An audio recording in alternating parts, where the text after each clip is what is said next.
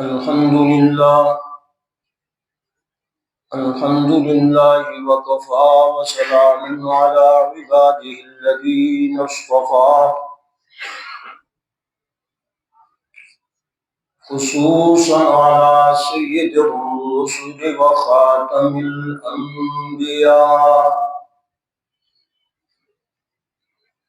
وعلى آله وأصحابه الأتقياء. أما بعد فأعوذ بالله من الشيطان الرجيم. بسم الله الرحمن الرحيم.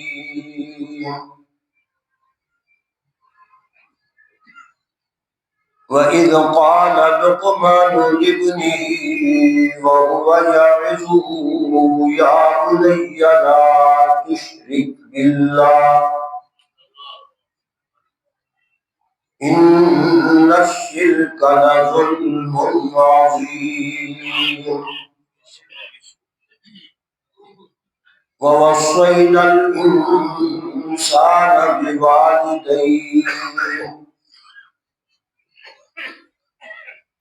حملته أمه وهنا على وهن وفصاله في عامين أن اشكر لي ولوالديك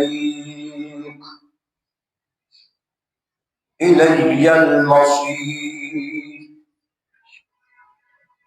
وإن جاهداك على أن تشرك بي ما ليس لك به علم فلا تطعهما وصاحبهما في الدنيا معروفا واتبع سبيل من أناب إلي ثم إلي مرجعكم فأنبئكم بما كنتم تعملون. سبحان ربك رب العزة عما يصفون وسلام على المرسلين والحمد لله رب العالمين.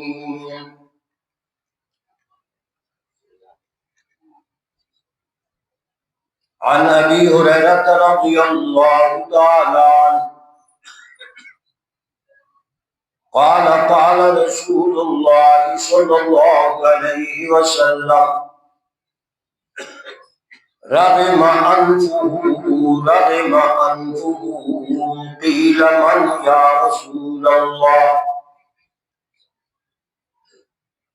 قال من أدرك والديه عند الكبر أو أحدهما فلم يدخل الجنة.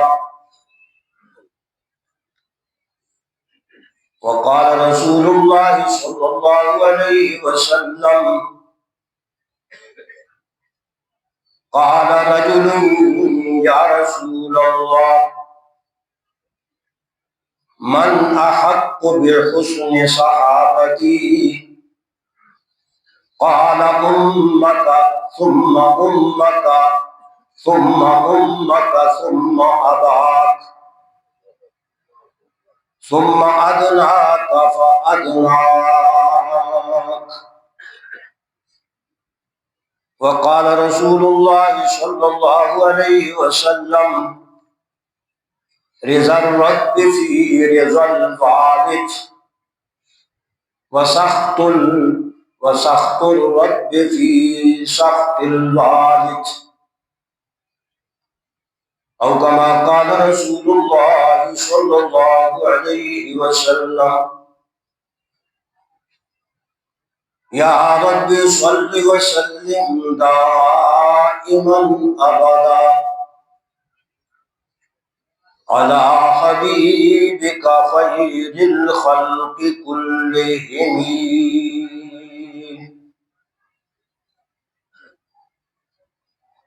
بازا بازا ہر آنچ کر دی بازا،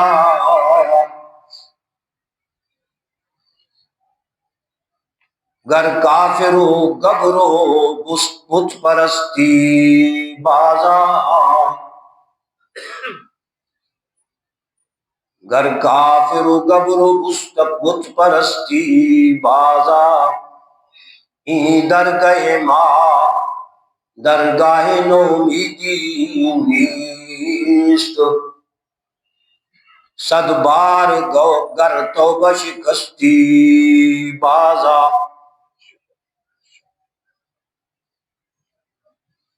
شب گریزاں ہوگی آخر جلوہ خورشید سے، شب گریزاں ہوگی آخر جلوہ خورشید سے، یہ چمن معمور ہوگا نغمہ توحید سے، جوانی میں عدم کے واسطے سامان کر غافل،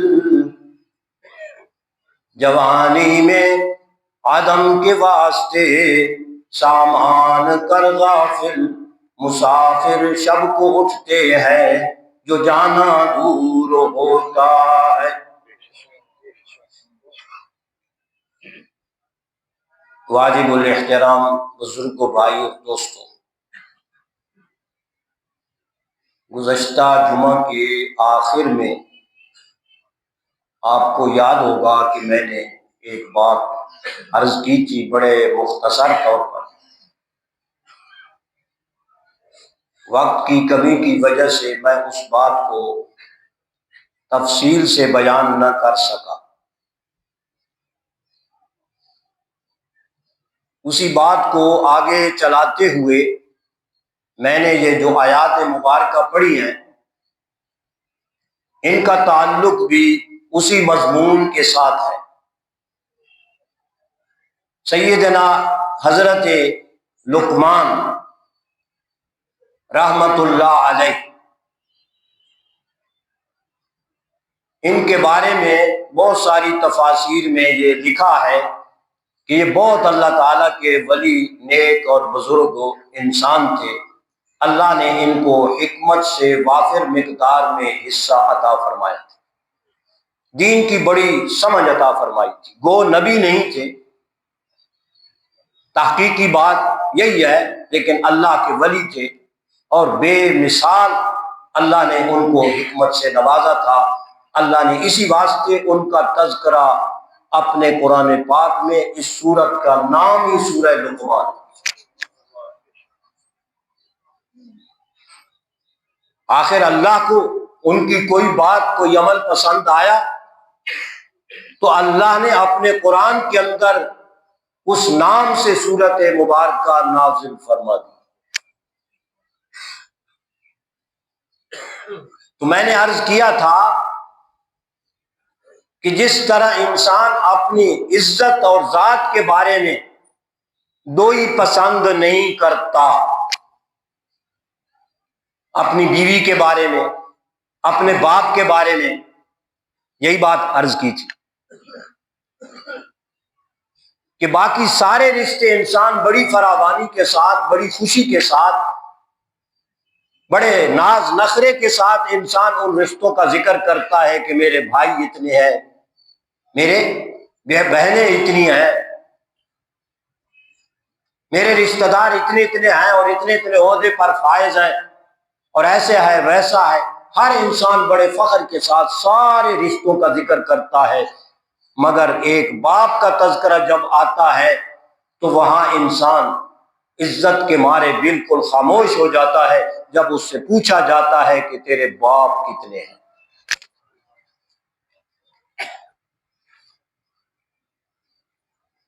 بھائیوں کا بتائے گا، بہنوں کا بتائے گا، سارے رشتوں کا بتائے گا اور بڑے فخر سے بتائے گا، خوش بھی ہوگا، مگر جب باپ کے بارے میں پوچھا جائے گا تو کہے گا، اور ظالموں کوئی باپ بھی کسی کا ایک سے زیادہ ہو سکتا ہے؟ باپ تو ایک ہی ہوتا ہے۔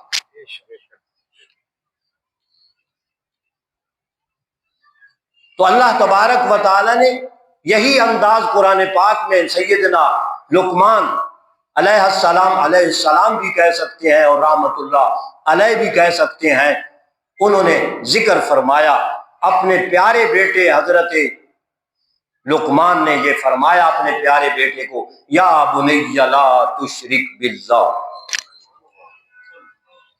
سب سے بڑی میری نصیحت، میں مر رہا ہوں، جا رہا ہوں، آخری پوڑیاں دے رہی ہیں حکمت کی اپنے بیٹے کو، آخری پوڑیاں اپنے بیٹے کو دے رہے ہیں، بیٹا ان کو پلے باندھ لے۔ نسائے لقمان بڑی مشہور ہے، سینکڑوں کی تعداد میں نسائے حضرت لقمان علیہ السلام کی کتابوں کے اندر موجود ہے، اور ہے ہر ایک نصیحت آب زر سے لکھنے کے قابل ہے، کیونکہ میرے اللہ نے جو کہہ دیا وَلَقَدْ آتَيْنَا لقمان الحکمہ، ہم نے پیارے لقمان کو بڑی حکمتوں سے، بڑی دانائیوں سے نوازا تھا۔ تو پھر اللہ نے جب یہ لفظ فرمائے تو پھر ان کی دنائی کی باتیں بھی تو اللہ تبارک و تعالیٰ نے جو انہوں نے زبان سے فرمائی، لوگوں نے اس کو محفوظ رکھا، آج تک محفوظ ہے، سینکڑوں کی تعداد میں۔ انہی نسائے میں سے سب سے پہلی نصیحت اپنے بیٹے کو یہ تھی کہ بیٹے وَإِذْ قَالَ لُقْمَانُ لِابْنِهِ وَهُوَ يَعِظُهُ، وہ اپنے بیٹے کو واعظ فرما رہے تھے، نصیحت کر رہے تھے، اور یہ فرما رہے تھے یا بنی لا تشرک باللہ، اے پیارے بیٹے کبھی شرک نہ کرنا، اللہ کے ساتھ کسی کو شریک نہ کرنا۔ اللہ نے ان کی نصیحت کے طور پہ ماں باپ کا تذکرہ نہیں کیا، یاد رکھیں، ان کی نصیحتیں آگے شروع ہوتی ہیں، ان کی نصیحتیں آگے شروع ہوتی ہیں، درمیان میں اللہ تبارک و تعالیٰ نے حضرت لقمان سے خوش ہو کر اللہ نے درمیان میں، چونکہ وہ والد تھے اپنے بیٹے کے، اس واسطے بیچ میں والدین کا تذکرہ، ان کی عزت اور احترام کا تذکرہ کر دیا کہ ایسے لقمان کا والد، جس کا والد حضرت لقمان جیسا ہو، تو پھر اس بیٹوں کو اپنے والدین کی یوں احترام اور عزت کرنا چاہیے۔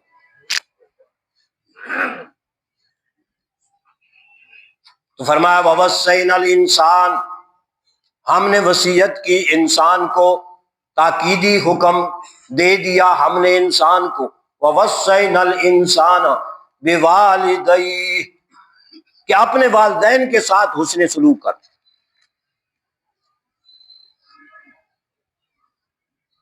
میں نے جو حدیث مبارکہ پڑھی، رسول اللہ صلی اللہ علیہ وسلم نے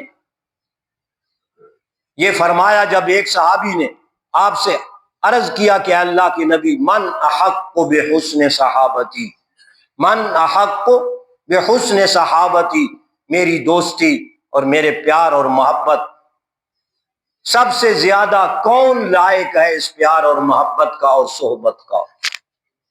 من احق بحسن صحابتی، کہ جس کے ساتھ میں سب سے زیادہ بہتر اچھا اور سلوک کروں، تو ترتیب کے لحاظ سے سب سے پہلا نمبر کس کا؟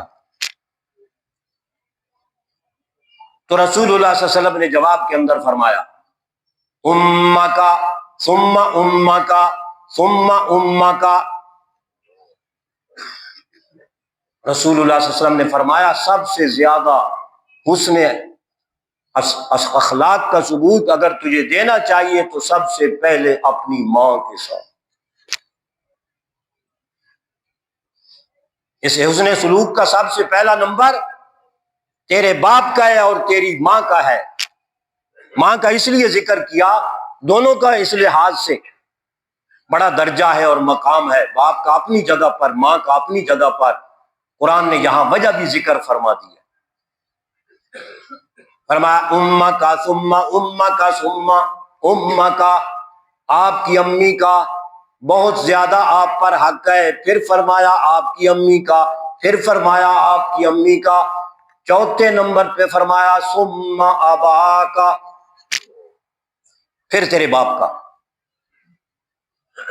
ثم ادناکا فادناکا، پھر جیسے جیسے کسی کا تیرے ساتھ قرابت کا تعلق ہے، رشتہ داری کا تعلق ہے، جتنا قرب زیادہ ہوگا اتنا اس کا حق بھی تجھ پر زیادہ ہوگا۔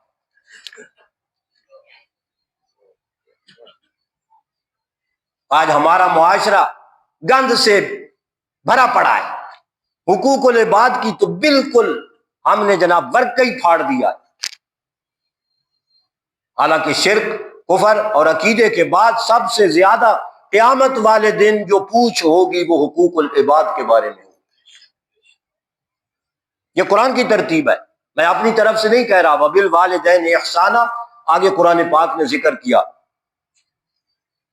وبذی القربی والیتامی والمساکین وابن السبیل، ان سب کا تذکرہ کیا ہے۔ یہ حقوق العباد نہیں ہے، ان سب کا اپنے اپنے درجے کے لحاظ سے حق ہے، مگر ہم سب کے حقوق بھول چکے ہیں، جس کی وجہ سے آپس میں نفرتیں، بغض، حسد، کینہ کوٹ کوٹ کر آج کل معاشرے میں بھائی بھائی کا دشمن بنا ہوا ہے، اسی وجہ سے کہ جب ہم ایک دوسرے کے حقوق ادا نہیں کرتے، کسی کا احترام نہیں کرتے اور ہر ایک کو بس اپنے سے ذلیل سمجھتے ہیں، کم تر درجے کا سمجھتے ہیں، حالانکہ رسول اللہ صلی اللہ علیہ وسلم نے فرمایا ہر مسلمان کو اپنے سے اوپر سمجھو۔ تمہیں کیا پتا ہے کہ اللہ کے ہاں تیرا مقام زیادہ ہے یا اس کا مقام زیادہ ہے؟ تیرے اعمال اللہ کی بارگاہ میں زیادہ قبول ہیں یا اس کے اعمال اللہ کی بارگاہ میں زیادہ قبول ہیں؟ اس واسطے بھائیوں، جہاں اللہ کی توحید سنتے ہو وہاں ان حق حقوق کا بھی خیال کرو۔ بخاری شریف کے اندر روایت آتی ہے، من کانت لہ مظلمۃ، جس آدمی کے زیادتی اور ظلم ہو مخلوق خدا کے کسی فرد پر، جس کا اس پر حق بنتا تھا مگر اس نے اس کا حق ادا نہیں کیا، فرمایا قیامت کا دن ہوگا اس کو چاہیے کہ اسی دنیا کے اندر اس سے معافی شافی کرا لے، ورنہ قیامت والے دن اس کا سب سے بڑا بدترین حال ہوگا۔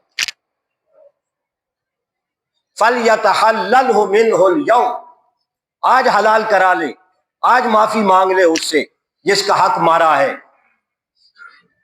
جس کا حق دبایا ہے، مالی لحاظ سے، جانی لحاظ سے، دکھ دینے اور تکلیف دینے کے لحاظ سے اس کا حق مارا ہے، تو اس کو چاہیے کہ ابھی دنیا کے اندر فَلْيَتَحَلَّلْهُ مِنْهُ الْيَوْمَ قبل اللہ یکون دینار ولا درہم، اس دن کے آنے سے پہلے پہلے معافی کرا لے، قیامت والے دن کوئی درہم و دینار کسی کے پاس نہیں ہوگا کہ جس سے اس کا وہ حق ادا کر سکے۔ قبل اللہ یکون دینار ولا درہم، درہم و دینار وہاں نہیں ہوگا، وہاں تو کرنسی جو چلے گی اعمال کی چلے گی، کرنسی اعمال کی چلے گی، کھوٹے اعمال بھی ہوں گے، اچھے اعمال بھی ہوں گے، صحیح اعمال جو ہوں گے ان کی قیمت پڑے گی اور جو کھوٹے اعمال ہوں گے ان کی کوئی قیمت نہیں پڑے گی، منہ پہ مار دیے جائیں گے۔ بڑے بڑے سیٹھ، اعمال والے، مال والے سیٹھ نہیں، اعمال والے سیٹھ بڑے بڑے کانپ رہے ہوں گے۔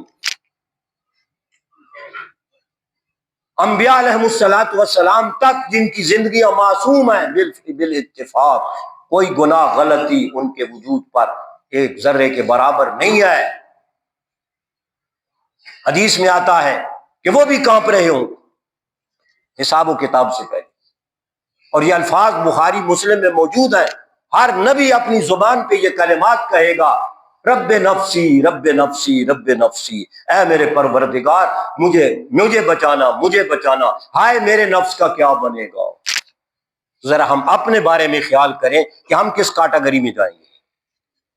جب انبیاء علیہ السلام جیسے اس حساب و کتاب سے ڈر کر یہ کلمات اپنی زبان سے کہہ رہے ہوں گے تو میرا اور آپ کا کیا ٹھکانہ ہوگا؟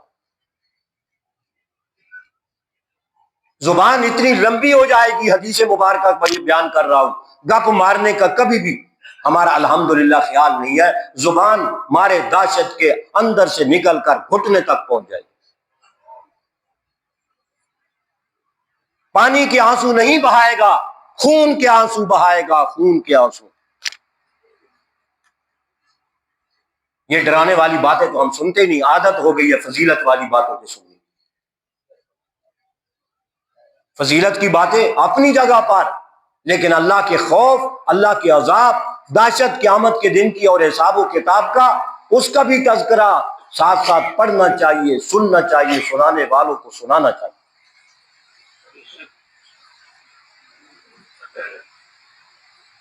تو پیغمبر علیہ السلام نے فرمایا کہ جس نے کسی پر ظلم کیا اس دن کے آنے سے پہلے پہلے اس سے معافی مانگ لے، ورنہ وہاں قیامت والے دن اس کے پاس کوئی درہم و دینار نہیں ہوگا کہ وہ اس کا معاوضہ ادا کرے، بلکہ فرمایا اگر اس کے پاس نیکیاں ہوں گی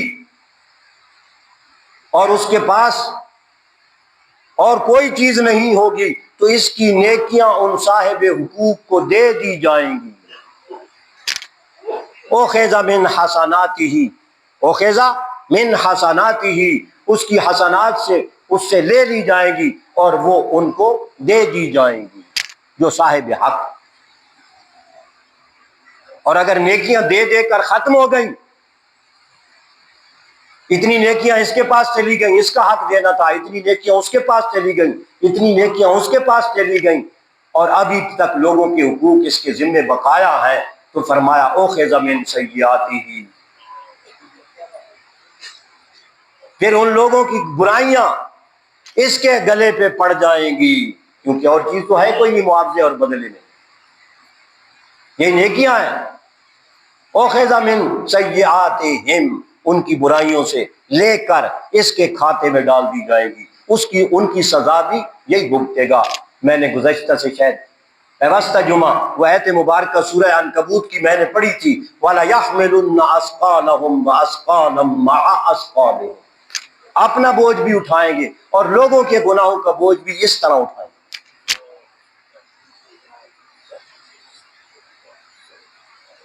ان سارے صاحب حقوق سے بڑھ کر حق والدین کا سب سے پہلے نمبر پر ہے بندوں کے حقوق میں سے، اس واسطے یہ آیات مبارکہ پڑھی گئی کہ وَوَصَّيْنَا الْإِنسَانَ بِوَالِدَيْهِ، ہم نے وصیت اور تاکیدی حکم کیا ہر انسان کو، یہ ہر انسان کو خطاب ہے، جو قرآن کا ماننے والا ہے، جو قرآن کا پڑھنے والا ہے، جو اپنے آپ کو مسلمان کہتا ہے، اللہ پاک اس سب کو خطاب کر رہے ہیں کہ ہم نے ہر انسان کو یہ وصیت کی کہ وہ کیا کرے، وَوَصَّيْنَا الْإِنسَانَ بِوَالِدَيْهِ، کہ اپنے والدین کے ساتھ حسن سلوکی کرے۔ کیوں؟ حَمَلَتْهُ أُمُّهُ وَهْنًا عَلَى وَهْنٍ، اس کی والدہ نے اس کو اپنے پیٹ کے اندر بڑی تکلیف اور مشقت اور کمزوری کے ساتھ 9 ماہ تک اٹھائے رکھا، 9 ماہ تک۔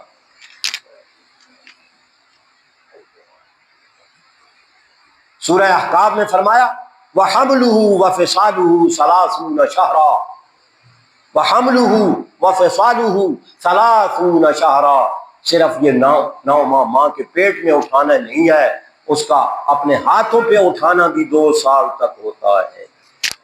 ایک اٹھانا پیٹ میں ہے، ایک اٹھانا ہاتھوں پہ ہے، کیونکہ یہ دودھ پینے کی عمر ہے، دودھ پینے کی مدت ہے، جس کا ذکر دوسرے سپارے کے اندر اللہ پاک نے کیا کہ وَالْوَالِدَاتُ يُرْضِعْنَ أَوْلَادَهُنَّ حَوْلَيْنِ كَامِلَيْنِ، 2 سال تک وہ اپنی اولاد کو دودھ پلائیں جن کے ہاں اللہ ان کو اولاد عطا فرمائے۔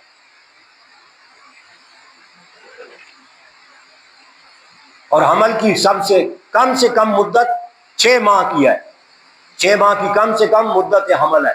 فلانا بچہ 6 ماہ کا پیدا ہوا، 7 ماہ کا پیدا ہوا، 8 ماہ کا پیدا ہوا، عام روٹین 9 ماہ کی ہے، مگر کبھی کبھی اس کے خلاف بھی ہوتا ہے۔ قرآن نے اس آیت کے اندر دونوں باتیں بتا دی ہیں کہ 6 ماہ حمل کے اور دودھ پلانا 2 سال، تو کل 30 شہرا، کل کتنے مہینے ہو گئے؟ 30 مہینے ہو گئے۔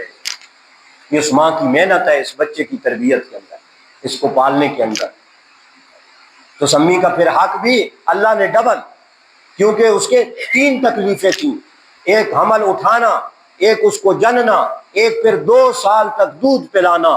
میرے پیارے پیغمبر صلی اللہ علیہ وسلم نے شاید اسی نسبت کے ساتھ ماں کا لفظ 3 مرتبہ استعمال کیا۔ حملتہ امہ وہنًا علی وہن، کمزوری در کمزوری، سستی در سستی، تکلیف در تکلیف کے اندر۔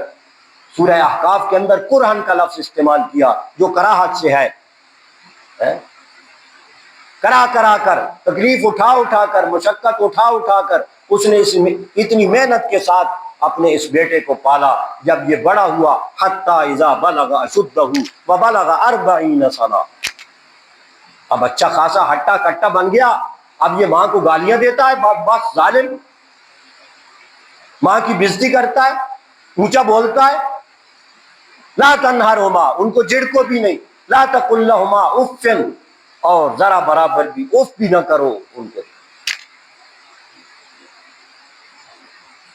ایک صحابی نے رسول اللہ صلی اللہ علیہ وسلم سے یہ پوچھا، ما حق الوالدین، اللہ کے نبی یہ بتائیے کہ والدین کا مجھ پر کیا حق ہے.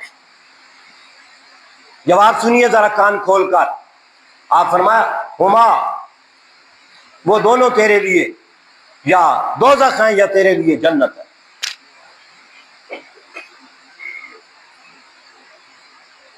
وہ دونوں ماں باپ تیرے لیے یا تو جنت ہے یا تیرے لیے جہنم ہے. کیا مطلب؟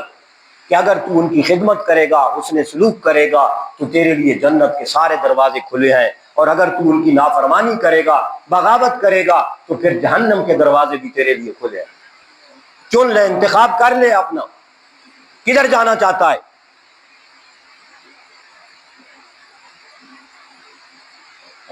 اس واسطے میرے بھائیوں، مجھے اور آپ کو یہ ساری باتیں دین کی اپنانی ہوں گی. صرف توحید کے اوپر جم کر مطمئن ہو جانا. الحمدللہ یہ تو ٹھیک ہے، میں بھی مانتا ہوں، قرآن کے اندر بھی یہی ہے، احادیث کے اندر بھی یہی ہے کہ جو توحید والا بندہ ہوگا، موحد انسان ہوگا، شرک جس نے کبھی زندگی کے اندر نہیں کیا ہوگا، اس کو برا سمجھتا ہوگا، آخر کار وہ جنت میں چلا جائے گا. مگر درمیان میں جو عرصہ گناہوں کی سزا بھگتنے کا ہے، وہ ضروری بھگتنی ہے. جو فوراً جنت میں چلا جائے تو وہ زیادہ بہتر نہیں ہے؟ سال ہا سال ضرور جہنم کے اندر جلنا ہے، میں نے اور آپ نے. اللہ معاف فرمائے، یہ برائیاں کر کے، یہ گناہ کر کے. کافر کی تو بالکل بھی کبھی بھی چھوٹ نہیں ہوگی، کبھی اللہ تبارک و تعالیٰ اس کو جہنم سے نکالے گے نہیں. ان اللہ حرمہما علی الکافرین، اللہ نے جنت کو اور اس کی نعمتوں کو کافروں پر حرام قرار دے دیا ہے. یہ ہمیشہ ہمیشہ کے لیے جہنم میں رہیں گے. لیکن موحد ایمان والے جو بدعمل ہیں اور جو لوگوں کے حقوق کھاتے ہیں، غلط کرتے ہیں، معاشرے کے اندر ماحول ان کا خراب ہے اور دوسرے گناہوں کا خیال نہیں کرتے، وہ عذابوں میں جل کر جائیں گے. اللہ معاف فرمائے. ایک حدیث میں جہاں تک فرمایا کہ وہ جل کر کوئلہ بن جائیں گے، جل کر کوئلہ بن جائیں گے، کوئلہ. اور ان کا نام بھی یہ رکھا جائے گا، اسمہم، اللہ اکبر، اس کا نام جہنمیون. ان کا نام ہی کہ یہ جہنم میں رہ رہ کر آئے ہیں، ان کا نام ہی جہنمی ہے. اب جنت میں جا رہی ہیں مگر نام ان کو جہنمی دیا جا رہا ہے.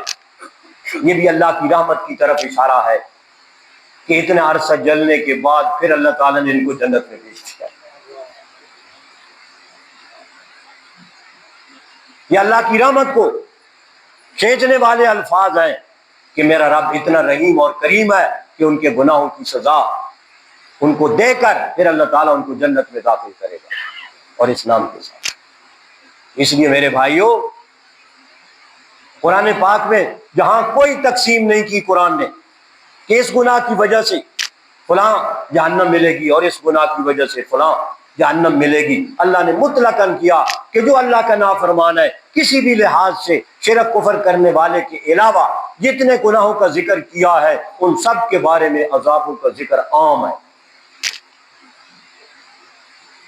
اور خصوصاً والدین کے بارے میں جس کا تذکرہ ہو رہا ہے، پیغمبر علیہ الصلوۃ والسلام نے، جیسے ابھی آپ نے حدیث سنی کہ ہما جنتک و نارک، ہما جنتک و نارک، یا تو یہ تیری یہ جنت ہے، تیرے ماں باپ، یعنی ان کی خدمت کر کے، حسن سلوک کر کے تم نے جنت کو کما لیا، یا پھر ان کی نافرمانی کر کے تم نے جہنم کو کما لیا. اسی طرح رسول اللہ صلی اللہ علیہ وسلم نے فرمایا، کوئی کبیرہ گناہوں میں سے ایسا گناہ نہیں ہے، دو گناہ ایسے ہیں جن کی سزا اللہ دنیا میں دیتے ہیں. ان میں سے ایک ماں باپ کا نافرمان۔ اس کو سزا اللہ تعالیٰ دنیا میں بھی دیتی ہے مرنے سے پہلے پہلے، اور ایک ظلم ہے، کسی پر بھی ظلم کیا جائے، ظلم کی سزا بھی اس دنیا میں اس کو ملتی ہے، آخرت میں تو جو ملے گی سو ملے گی نا، اسی دنیا کے اندر کسی نہ کسی شکل کے اندر اللہ تعالیٰ اس کو سزا دے۔ علقمہ ایک صحابی ہے رضی اللہ تعالیٰ عنہ، کانپ جائیے، سنیے ڈر کر، علقمہ صحابی ہے رضی اللہ تعالیٰ عنہ۔ حدیث میں آتا ہے کہ پیغمبر علیہ الصلوۃ والسلام کو بتایا گیا کہ علقمہ صحابی وفات کے وقت ان کی زبان سے کلمہ نہیں نکل رہا، وفات کے وقت تو ان کی زبان سے کلمہ نہیں نکل رہا۔ تلقین اس کو کہا جاتا ہے، تلقین۔ حکم یہ ہے مجھے اور آپ کو کہ اگر خدا نہ خواستہ کسی کی موت آثار نظر آ رہے ہوں تو مجھے اور آپ کو اس کو کہنا نہیں چاہیے کہ کلمہ پڑھ۔ بعض لوگ جہالت کی وجہ سے کہتے کل پڑھ کلمہ، نہیں، یہ نہیں کہنا چاہیے، مسئلہ یاد رکھو، بلکہ اس کے سامنے صرف تم کلمہ پڑھو بس، جتنے بھی حاضرین ہو سب ان کے سامنے کلمہ پڑھو، لا الہ الا اللہ محمد رسول اللہ، لا الہ الا اللہ محمد رسول اللہ، اشہد ان لا الہ الا اللہ واشہد ان محمدا عبدہ ورسولہ۔ یہ کلمات پڑھو جتنے بھی حاضرین ہو، اس کو کہو نہیں کہ تو بھی کلمہ پڑھ، تمہارے پڑھنے سے اللہ اس کی زبان پر بھی کلمہ خود بخود جاری کر دے۔ تو سارے لوگ جو اوپر موجود تھے، حضرت علقمہ وفات پا رہی ہیں، وہ سارے کلمہ پڑھ رہے ہیں لیکن ان کی زبان سے کلمہ نہیں نکل رہا۔ بڑے پریشان اوپر والے کہ صحابی رسول ہیں، ہم لوگ کلمہ پڑھ رہے ہیں اور ہمارے پڑھنے کے باوجود ان کی زبان سے کلمہ جاری نہیں ہو رہا، بات کیا ہے؟ کافی دیر گزر گئی لیکن ان کی زبان سے کلمہ نہ نکلا۔ رسول اللہ صلی اللہ علیہ وسلم کو بتایا گیا، آپ خود تشریف لے آئے، آپ خود تشریف لے آئے اپنے اس صحابی کی اس موت کے وقت۔ آپ ظاہر ہے کہ آپ نے بھی کلمہ پڑھا لیکن اس کی زبان سے پھر بھی کلمہ جاری نہ ہوا۔ اللہ کی طرف سے گویا آپ کو وہی ہوئی، الہام ہوا، فرمایا، پوچھا کہ اس کے والدین میں سے کوئی زندہ ہے؟ بتایا گیا کہ والد تو فوت ہو گئے ہیں، امی زندہ ہے، والدہ زندہ ہے۔ پیغمبر علیہ الصلوۃ والسلام نے فرمایا اس کو بلاؤ۔ وہ بوڑھی تھی، اپاہج تھی بیچاری، اس کو بلایا گیا، لے کر آئے لوگ۔ آپ نے فرمایا کہ اس صحابی کے بارے میں، اپنے بیٹے کے بارے میں تیرا کیا خیال ہے؟ کہنے لگی، یصلی و یصوم و یتصدق، کیا بات ہے اس میرے بیٹے کی، بڑا نمازی ہے، بڑا روزے دار ہے، بڑا صدقہ کرنے والا ہے۔ یہ خود والدہ کی زبان سے الفاظ کلمات نکل رہی ہیں، وہ یصلی و یصوم و یتصدق، وہ نماز بھی پڑھتا ہے، وہ روزے بھی رکھتا ہے، وہ صدقہ و خیرات بھی بے تحاشا کرتا ہے، بڑا نیک بندہ ہے۔ آپ نے فرمایا کہ میں نے یہ نہیں پوچھا، میرا مطلب یہ ہے کہ تیرے ساتھ اس کا معاملہ کیا ہے؟ کیف حالک وحالہ، یہ حدیث کے الفاظ ہیں، کیف حالک وحالہ، تیرے ساتھ اس کا معاملہ اور اس کا تیرے ساتھ معاملہ کیا ہے، اس کے بارے میں بتا۔ تو کہنے لگی سیدھی سی بات ہے، اس نے کہا میں اس پہ سخت ناراض ہوں، میں اس پہ سخت ناراض ہوں۔ رسول اللہ صلی اللہ علیہ وسلم کو مرض کی تشخیص ہو گئی، مرض کی تشخیص ہو گئی، یہ ماں کا نافرمان تھا، اس وجہ سے اس کی زبان سے کلمہ جاری نہیں ہو رہا، یہ سزا نہیں ہے۔ میں اور آپ کس خیال میں ہیں؟ یہ صحابی رسول کی بات ہے۔ تو آپ نے فرمایا، سفارش کی کہ اس کو معاف کر دی، اس کی زبان پہ کلمہ جاری۔ کہنے لگی وہ بھی بڑی ضدی تھی، کہنے لگی اس نے مجھے بڑا دکھ دیا ہے، میں اس کو معاف نہیں کروں گی۔ تو صحابی کی زبان سے بدستور کلمہ ابھی تک جاری نہیں ہو رہا۔ پیغمبر علیہ الصلوۃ والسلام نے ایک تدبیر اختیار فرمائی، مختصر کر رہا ہوں، آپ نے صحابہ کو حکم دیا کہ جنگل سے لکڑیاں لے آؤ، اکٹھی کرو۔ لکڑیاں لائی گئیں، فرمایا آگ جلاؤ، آگ جلائی گئی، کہا کہ علقمہ کو بیچ میں ڈالو۔ جب اس نے دیکھا کہ میرا بیٹا میری آنکھوں کے سامنے، اب اس کو آگ میں ڈال دیا جائے گا، پیغمبر علیہ السلام کا حکم ہے، وہ بیچاری پھر پسید گئی۔ آخر ممتا تھی نا، ماں تھی، اس نے اسی وقت معاف کر دیا۔ اس کے معاف کرنے کی دیر تھی کہ اس کی زبان پہ کلمہ جاری ہو گیا۔